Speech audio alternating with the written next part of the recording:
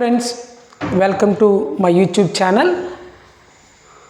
వచ్చే విద్యా సంవత్సరం నుంచి రాష్ట్ర ప్రభుత్వం సిలబస్లో సమూలమైనటువంటి మార్పులు తీసుకురాబోతుంది.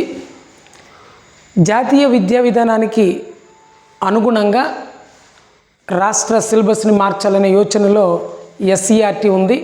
ఇప్పటికే ఎన్సీఆర్టీ సిలబస్ను రాష్ట్ర ప్రభుత్వం అమలు చేస్తుండగా 1 నుంచి 5వ తరగతి వరకు సిలబస్లో 40% మార్చాలనే యోచనలో ఉంది.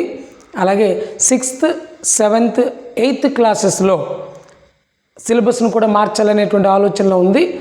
తెలుగు, హిందీ సబ్జెక్టులో పెద్దగా మార్పులు ఉండకపోవచ్చు, కానీ సోషల్లో, హిస్టరీ అలానే జియోగ్రఫీలో స్థానిక అవసరాలను బట్టి కొన్ని మార్పులు చేయాలి అనేటువంటి ఆలోచనలో రాష్ట్ర ప్రభుత్వం ఉన్నట్లుగా మనకి కనిపిస్తుంది.